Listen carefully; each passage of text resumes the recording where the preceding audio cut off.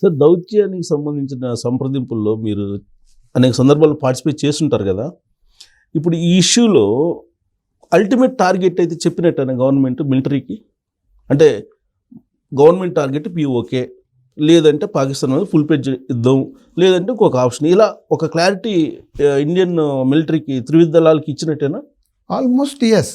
కాకపోతే ఏంటంటే ఇప్పుడు మనం 71లో వార్ జరిగినప్పుడు మన సైనికులు ఆల్మోస్ట్ లాహోర్ దాకా పోయినరు, నియర్ క్లోజ్గా పోయినరు.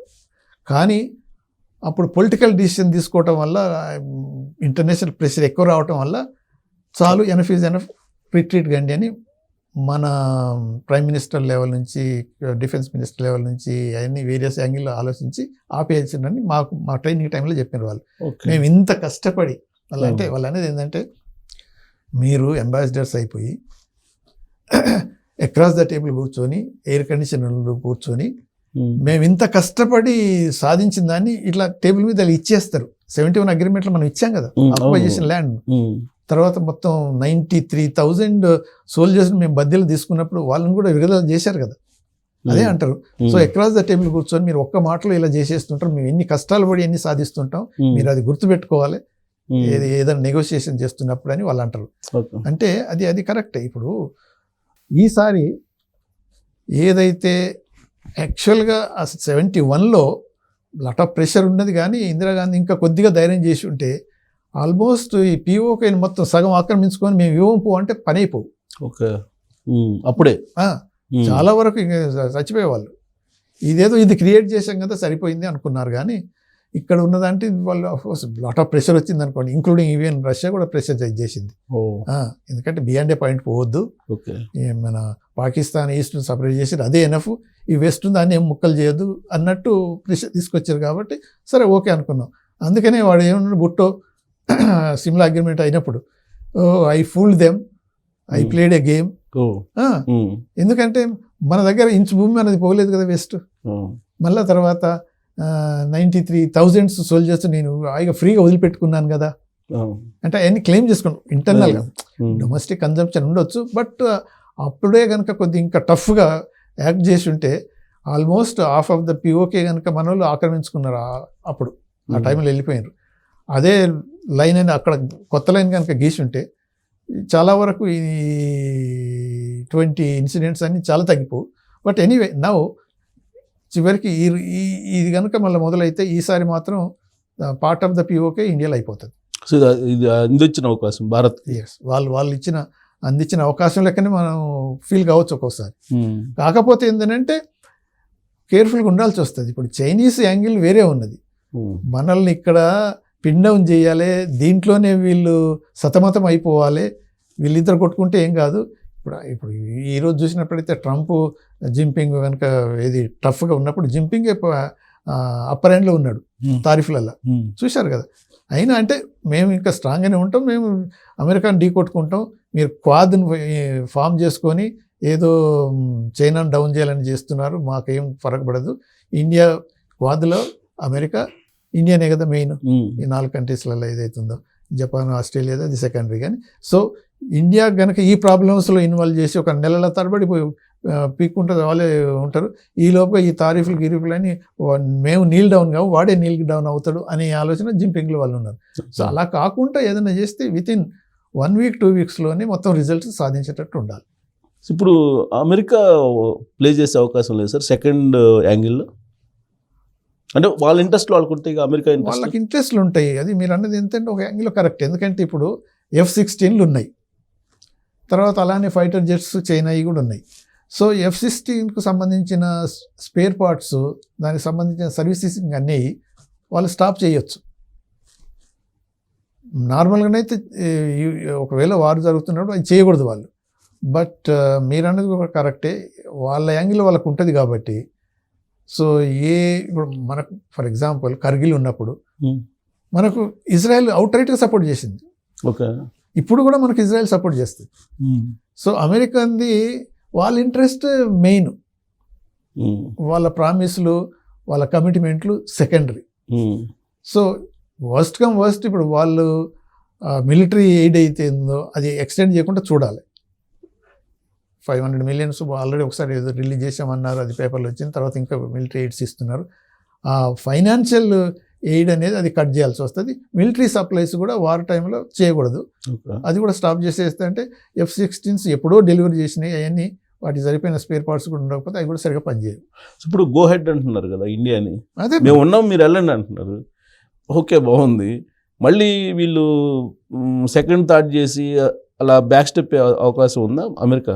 అంటే బ్యాక్ స్టెప్ అవకాశం లేదని మాత్రం అనలేము, ఎందుకంటే వాళ్ళ ఇంట్రెస్ట్ ఫస్ట్. అదే ఏదేమన్నా తాలిబాన్ నుంచి వెళ్ళిపోయారు, అదే కదా మరి. ఇప్పుడు వాళ్ళ ఇంట్రెస్ట్ ఫస్ట్. ఇప్పుడు ఒకప్పుడు ఈ ఆఫ్ఘనిస్తాన్లో ఈ తాలిబాన్లను వాళ్ళు పోషించిన వాళ్ళే అగెనెస్ట్ రష్యా. తర్వాత మన ఏది ట్రేడ్ సెంటర్ను న్యూయార్క్లో ధ్వంసం చేసిన తర్వాత తాలిబాన్ల మీద దిగిండ్రు. తాలిబాన్లను కొట్టాలంటే పాకిస్తాన్ అవసరం కదా అని వాళ్ళు ఏది అడిగితే అది ఇచ్చిండ్రు. సో ఇప్పుడు ఆఫ్ఘనిస్తాన్లో వాళ్ళ ఇంట్రెస్ట్ ఏం లేదు, పారిపోయినారు కాబట్టి. ఇప్పుడు పాకిస్తాన్ ఎంతవరకు ఉపయోగపడుతుంది అనేది డౌట్ఫుల్లే వాళ్ళకు. సో అందుకనే ఇప్పుడు మళ్ళీ యాంటీ రష్యాగా పాకిస్తాన్ను ఆఫ్ఘనిస్తాన్లు ఇవన్నీ ఉపయోగించుకో ఆలోచన కూడా లేదు, ఎందుకంటే పుటిన్ ట్రంప్కు అంటే కొంతవరకు మంచి మాటలే ఉన్నట్లు లెక్క. బైడెన్ టైంలో డిఫరెంట్, ఉక్రెయిన్ విషయంలో కూడా హ్యాండ్ ఇచ్చినట్టే కదా అమెరికా. అందుకనే ఈసారి పాకిస్తాన్కు మనం కనుక మనతోని వార్లోకి పాకిస్తాన్ దిగినట్టయితే, మనం వార్లో ఇన్వాల్వ్ అయినట్టయితే పాకిస్తాన్కు అమెరికా హెల్ప్ చేయకపోవచ్చు ఈసారి, ఎందుకంటే వాళ్ళకు ఏమి ఎక్స్ట్రా ఇంట్రెస్ట్ లేదు. ఓకే, ఒకటే ఇంట్రెస్ట్ ఏంటంటే, ఓకే మీ దగ్గర నుంచి మేము ఇది F-16 మాకు ఇచ్చారు కదా, మళ్ళీ మేము యుద్ధ విమానాలు మీ దగ్గరనే కొనుక్కుంటాం, మీ దగ్గర అప్పులు తీసుకుంటాం అని వాళ్ళ కాలు పట్టుకుంటే తప్ప మిగతా అయితే ఎక్స్ట్రా బెనిఫిట్ అయితే ఇప్పుడు వాళ్ళకు కనిపించట్లేదు. సో ఇప్పుడు అమెరికా కావాల్సింది కూడా వాళ్ళ వెపన్స్ అమ్ముకోవటమేగా, అంతే. అక్కడ ఉండే ఆర్థిక పరిస్థితి బాగలేదు. సో కాబట్టి వెపన్స్ అమ్ముకోవాలంటే ఏదో కంట్రీలో యుద్ధం రావాలి, నేచురల్ అది ఇప్పుడు డెవిల్స్ థియరీ అని మనం అంటాం. వార్స్ జరుగుతుండాలి, వెపన్స్ అమ్ముతుండాలి, వెపన్స్ టెస్ట్ చేస్తూ కూడా ఉండాలి. ఓకే, ఇప్పుడు ఇరాక్లో జరిగింది వాళ్ళ వెపనరీ టెస్ట్. వాళ్ళు ఏదైనా తయారు చేసినట్టు అవి ఉపయోగిస్తేనే కదా వాళ్ళకి అర్థమైంది. సో అటువంటి అన్ని అది వార్ ఎకానమీ వాళ్ళది ఎప్పటికీ. ఇప్పుడు ఆ కోణం నుంచి ప్రొవోక్ చేస్తున్నట్టు కనిపిస్తుంది అమెరికా. ఇప్పుడైతే అలా అనిపించట్లేదు, ఎందుకు అని అంటే నార్మల్గా నెంబర్ 2 ఇన్ అమెరికన్ హైరార్కీలో వైస్ ప్రెసిడెంట్ ఫ్యామిలీతో పాటు ఇండియాకు వచ్చి అఫీషియల్ డెలిగేషన్ వచ్చి, ఆయన ఢిల్లీలో డెలిగేషన్తో మీటింగ్లు అయిపోయి తర్వాత టూరిజం కోర్టు తాజ్మహల్ వైపుకి వెళ్ళటం, రాజస్థాన్కు ఇన్స్టిట్యూట్లో పోయి ఆయన స్పీచ్ ఇవ్వటం, టూరిజం చేయటం అవన్నీ జరుగుతున్నప్పుడు ఈ అటాక్ జరిగితే ఏమైందని అంటే you are insulting the guest అన్నట్టు. అలా ఫీల్ అయ్యాను. జెడి వన్స్ టోన్లో తెలుస్తుంటా, మాటలు విన్నాను కదా, అది వచ్చేస్తుంది. ఇప్పుడు తర్వాత జరిగితే ఇది డిఫరెంట్. ఇప్పుడు నువ్వు నెంబర్ 2 అన్న నెంబర్ 1 అమెరికన్ ప్రెసిడెంట్ వైస్ ప్రెసిడెంట్లు వాళ్ళు విజిట్ చేస్తున్నప్పుడు అక్కడ ఒక అటాక్ నువ్వు చేసావంటే నువ్వు డిస్టర్బ్ చేస్తున్నావు. అలానే సౌదీ అరేబియా కూడా ఫీల్ అయింది.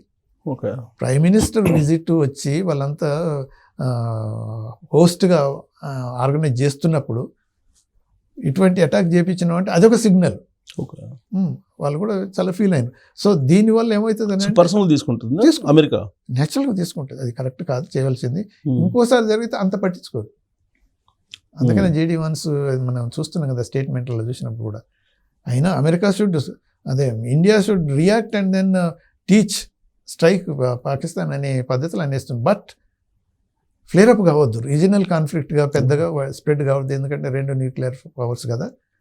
సో లిమిటెడ్గా దెబ్బ కొట్టండి అన్నట్టే కదా. ఓకే, ఇప్పుడు ఎన్ఐఏ రంగంలో దిగించాను, దానికి సంబంధించి అంతర్జాతీయ సమాజానికి చూపించాలి కాబట్టి వాళ్ళు ఎవిడెన్స్లు గ్యాదర్ చేస్తున్నారు. దానికి ఏదో టెక్నాలజీ వాడుతున్నారు, హై రెజల్యూషన్ శాటిలైట్ పిక్చర్స్ ఇవన్నీ చేస్తున్నారు అంటున్నారు.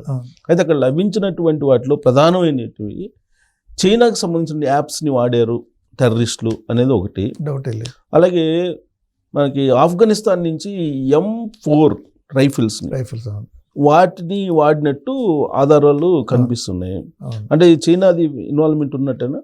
ఇప్పుడు మనకంతా తెలిసిందే, చైనా ఎక్విప్మెంట్ ఫైనాన్సే కాకుండా ఇప్పుడు చైనా పాకిస్తాన్ ఎకనామిక్ కారిడార్ అది అది ఒక విధమైన పెద్ద ఎకనామికల్ టైఅప్స్ ఉండి వాళ్ళ చైనీస్ కంపెనీస్ రావటం, వాళ్ళ సోల్జర్స్ కూడా కొంతమంది అక్కడ ఉండటం, యాక్టివిటీస్ ఎంతో ఎక్కువై కోఆపరేషన్ ఎక్కువైంది కాబట్టి సో వాళ్ళ ఎక్విప్మెంట్స్ అంతా వస్తున్నాయి. ఓకే. ఫైటర్ జెట్స్ ఇస్తున్నారు కాబట్టి ఇప్పుడు రైఫిల్స్ ఇవ్వకపోవడం ఏంటి, ఏది కావాలంటే అది ఇస్తున్నారు వాళ్ళు. వాళ్ళ ఇప్పుడు వాళ్ళు ఈ ఇచ్చి కూడా ఉట్టికిస్తలేరు, ఇది లోన్ కిందనే అప్పుల కిందనే ఇస్తున్నారు. అవును ఇస్తున్నారు, అవి తీసుకెళ్ళి టెర్రరిస్టులకు ఇస్తున్నారు కదా. టెర్రరిస్టులకు ఇస్తారు, అదే కదా ఇప్పుడు వాళ్ళకి కావాల్సింది కూడా అదే. చైనా ఓకే, చైనాకి అల్టిమేట్ గోల్ కూడా అంతే కదా, ఇండియాని డ్యామేజ్ చేయాలి. ఇండైరెక్ట్ గా వాళ్ళకి కావాల్సిందే అది. ఓకే. వాళ్ళ డైరెక్ట్ గా చెయ్యలేక ఇండైరెక్ట్ గా పాకిస్తాన్ వాడుకుంటున్నారు. Okay, as simple as that. ఇప్పుడు రష్యా హార్ట్ఫుల్గా ఉన్నట్టేనా సార్ ఇండియా విషయంలో?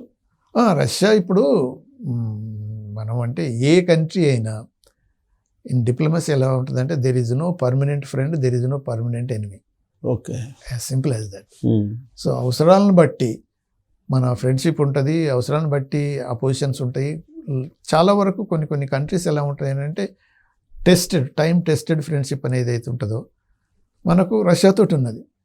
71లో అప్పుడు వార్ జరుగుతున్నప్పుడు 7th ఫ్లీట్ అది అమెరికా వాళ్ళు పంపించారు. ఇది మన అరేబియన్ సీ నుంచి బే ఆఫ్ బెంగాల్కు పంపించారు. 7th ఫ్లీట్ అంటే ఇది నేవల్ సుపీరియర్ పవర్, దాని నిండా ఎక్విప్మెంట్స్ అన్నీ పంపిస్తుంటే అది మనకు రష్యన్స్ తెలిసి మనకు ఇమ్మీడియట్గా మనకు వాళ్ళు హెల్ప్ చేసింది. అంటే అడ్వాన్స్గా వాళ్ళు అది 7th fleet bay of Bengal Bangladesh border దగ్గర రాకముందు ఎప్పటి నుంచి మన రష్యా నుంచి పంపించింది మనకు దగ్గరకు వచ్చేసింది. సో దానివల్ల ఏమైందంటే మన సైనికులకు ఉపయోగపడ్డది, ఇమీడియట్గా దాన్ని అటాక్ చేసేసి. ఓకే, అప్పుడు ఇక ఆ 7th ఫ్లీట్ ఏదైతే వచ్చిందో అది ఇన్ఎఫెక్టివ్ అయిపోయింది. బంగ్లాదేశ్ వల్ల అంటే పాకిస్తాన్ చేతులకు ఈ వెపన్స్ పోలేదు, అది ఉపయోగపడలేదు. అంటే అది ఫ్రెండ్షిప్, అది టైం టెస్టెడ్ ఫ్రెండ్షిప్ అంటే అలా ఉంటుంది. ఓకే. సో ఇప్పుడు అదే ఉందనుకోండి, అమెరికన్స్ మనకు ఇప్పుడు కార్గిల్ వచ్చినప్పుడు మనకు కొన్ని స్పేర్ పార్ట్స్ అవసరం ఉన్నా కూడా అమెరికా ఇవ్వలేదు, కానీ ఇజ్రాయెల్ ఇచ్చింది. ఓకే. సో అంటే అదే అమెరికా ఏమవుతుంది అంటే చాలా వరకు చాలా అంటే ప్రపంచంలో అందరికీ ఉన్నది అది అంటే అన్డిపెండబుల్ అన్రిలయబుల్ ఫ్రెండ్ అంటారు. ఓకే, అమెరికా వాళ్ళ ఇంట్రెస్ట్ తప్ప ఇంకోటి ఉండదు. కానీ రష్యా అలా కాదు, ఒకసారి కమిట్ హెల్ప్ చేస్తామంటే yes go head, so whatever it may be. So ఇప్పుడు రష్యా చైనాని కంట్రోల్లో పెట్టలేదంటారా ఈ విషయంలో? ఇప్పుడు రష్యా చైనాను కంట్రోల్ పెట్టడం కాదు, చైనానే రష్యాను కంట్రోల్ పెట్టే స్టేజ్లో ఉన్నది. ఫైనాన్షియల్గా? ఫైనాన్షియల్ అని కాదు, ఈవెన్ మిలిటరీలో కూడా. ఓకే. ఇప్పుడు ఆ రెండు దేశాల మధ్య అయితే కోఆర్డినేషన్ బాగానే ఉంది, పర్వాలేదు. అంటే ఒకప్పుడు బార్డర్లో వాళ్ళకు కూడా కొన్ని ప్రాబ్లమ్స్ ఉండే, అవన్నీ చిన్న సర్దుకుపోయినాయి. కానీ ఇప్పుడు రష్యన్ ఆర్మీకి, రష్యన్ ఎకానమీకి, చైనా ఆర్మీకి, చైనా ఎకానమీకి కంపేర్ కనుక చేసినట్టయితే China is number 2 in the world. Okay, డౌటే లేదు. తర్వాత ఈవెన్ టెక్నాలజికల్గా ఒకప్పుడు రష్యా చాలా అడ్వాన్స్గా ఉండేది. ఓకే. ఇప్పుడు ఫస్ట్ టైం యూరీ గగారిన్ అది మన స్పేస్లో ఎంటర్ అయినప్పుడు స్పేస్ రీసెర్చ్ అది ఇదంతా నాసా కంటే ఎక్కువ ఉండేది వాళ్ళది. కానీ ఇప్పుడు చైనీస్ అడ్వాన్స్ అయిపోయారు. ఇప్పుడు టెక్నాలజీలో చూసాం కదా, ఏది ఆర్టిఫిషియల్ ఇంటెలిజెన్స్ అనేది ఆ డీప్ సీక్ పెట్టేసి ఆ రోజు వాడు స్వేరింగ్ ఇన్ సెరమనీలో ఎంత దెబ్బ కొట్టిండోడు. మీరు ఇంతే అనుకుంటారు కానీ మీరు 100 మిలియన్ కాదు, మేము 10 మిలియన్లో ఇంత మీకన్నా బెటర్ దాన్ని ఇవన్నీ మేము అడ్వాన్స్గా చేస్తున్నాం. అందుకనే ఇప్పుడు అమెరికాకు రష్యా అంటే భయం లేదు, అయిపోయింది. Okay, totally Russia is okay పుటిన్తో మాట్లాడేది. అందుకనే ట్రంప్ స్ట్రాటజీ అదే కదా. ఇప్పుడు చైనా ఈజ్ ది నంబర్ 1 అంటే ఎనిమీ అనుకోవచ్చు, కాంపిటేటర్ అనుకోవచ్చు అమెరికాకు. సో దాంతో మళ్ళీ రష్యాను కూడా మనం కాంపిటేటర్గా ఎనిమిగా పెట్టుకోవటం మంచిది కాదు. ఇక ఎలాగో సత్యనపాము లెక్కన అయిపోయింది. సో పుటిన్తో రష్యాతో ఫ్రెండ్లీగా ఉండటం వల్ల నష్టం లేదు అనేది ట్రంప్ బిజినెస్ మ్యాన్గా ఆలోచించేసి. సో అందుకనే చైనా రష్యాను కంట్రోల్ చేసి ఇప్పుడు యాక్చువల్గా అదే ఒక స్టేజ్లో అంటే మనకు డిప్లొమాటిక్ సర్కిల్లోనైనా పొలిటికల్ సర్కిల్లోనైనా యుక్రెయిన్ వార్ కనుక ఆపాలనుకుంటే చైనా తలుచుకుంటే ఆపగలుగుతుంది, నో అదర్ కంట్రీ అని అన్నారు. అంటే రష్యాను మెప్పించగలిగి ఫోర్స్ పెట్టి కూడా ఆపు చేయగలదు అని అన్నారు అప్పుడు. ఎందుకంటే మన ప్రైమ్ మినిస్టర్ ఇంటర్వ్యూన్ అయ్యి ఏదో చేస్తారు, అవును. ఇదేదో అవుతున్నది, చాలా వరకు ఇన్ఫ్లుయెన్స్ చేయగలుగుతారు అన్నప్పుడు చాలామంది అంటే ఇంటర్నేషనల్ ఒపీనియన్, మన ఇండియాలో ఒపీనియన్ కూడా అలానే వచ్చింది. చైనా వెరీ ఇంపార్టెంట్ కాబట్టి చైనాకున్న మజులు చూసుకొని ఈ